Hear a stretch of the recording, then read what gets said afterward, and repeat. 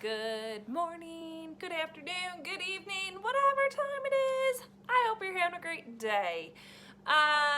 We are continuing with our artist study today, and we are working with the artist Romero Britto. He is a super fun, super happy, fantastic artist who I think you guys should hopefully all enjoy this project. This is my example, super bright, patterns galore, and I love the way the colors and the black lines contrast each other. So I have added these pattern worksheets to your canvas, so that way you guys have the directions. So we're gonna use those to create our project. If you have markers, those are what I will be using. Otherwise, use what you have at home. Here we go. All right, kiddos, I have the directions up on Canvas for you again. I printed them off. You don't have to. I'm using a ruler. If you do not have a ruler, then if you are making straight lines, I need you to find some other kind of straight edge to use to make your lines. I have a book right here that I could use that to make nice straight lines with. My example, I picked this one, so I'm going to pick a different one for what I, whoops-a-daisy, got going on here. So I'm just going to pick this one, and I'm going to do 4 different lines going all sorts of different directions. 1,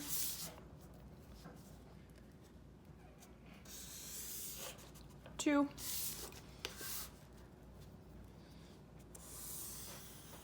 3,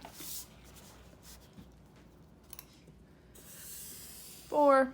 Again, I'm using a Sharpie marker because that's what I have at home. If you don't have a Sharpie marker, that's fine, but I'd like some big, thick line. So if you have, if you're using Crayola markers, you can do the Crayola marker more on the angle, so you get a big fat line. Or if you're using a crayon, use more of a dull crayon to make the lines nice and thick. Or you can just use it 2 or 3 times, go across there. Okay, so now the second thing we need to do is pick one of our hearts. I'm gonna do the big heart with the 2, 3 little hearts.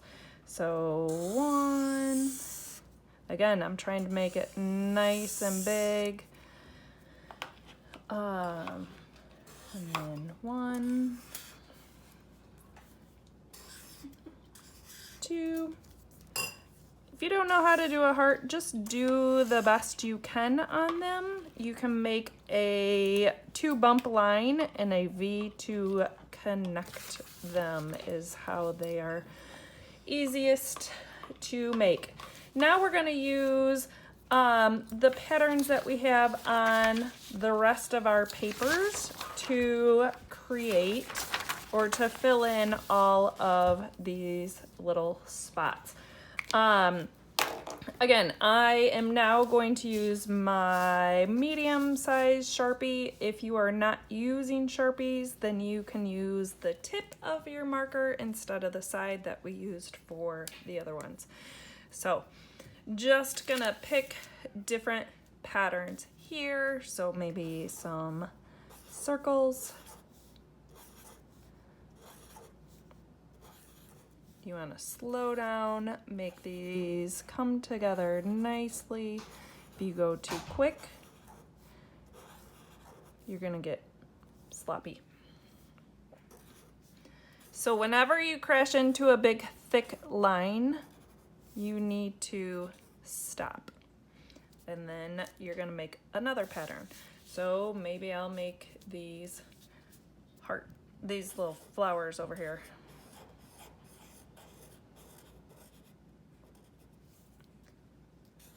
Doesn't have to be perfect. But I do want you to do the best that you can do. Remember, this is art. This is not hurry up and get it done.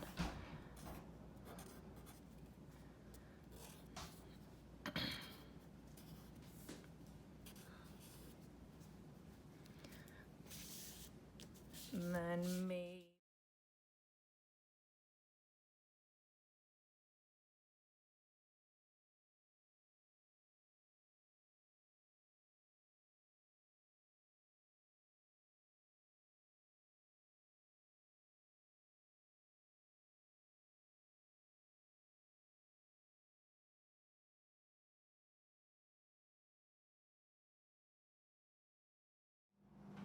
okay, so now we are going to color these. If you have markers, I want you to use markers.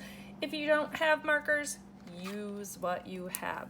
So there are times when it's okay to color over your pattern. So this pattern right here, I am going to color around the edges and then in the middle. And I'm gonna go right over those curly cues. Why? Because there is no place that they stop. I can't color them in without going outside of the lines. 99% of the time, I'm gonna tell you, this is not okay. And then markers like to color slow. If you color fast, they're going to have issues. And notice that I'm coloring big spaces with this side of my marker that is nice and big. If you color with the top of your marker, you're gonna have a lot of white spots. This is the only other spot that I am okay with coloring it in one color. The rest of them need to have different colors.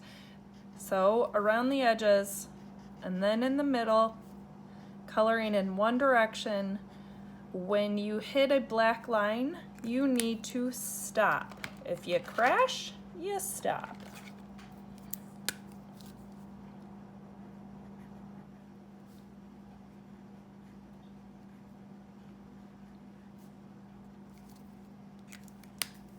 Every single spot needs to be colored in. No white spots. If it does not have the landscape type look, so this one looks like a landscape, so I made it look colored in like a landscape. This one's just a bunch of hearts and patterns, so I can color this one whatever color I want. Again, around the edges, then in the middle. The background is a different color than the foreground. The circles are going to be a different color than the rest of that area.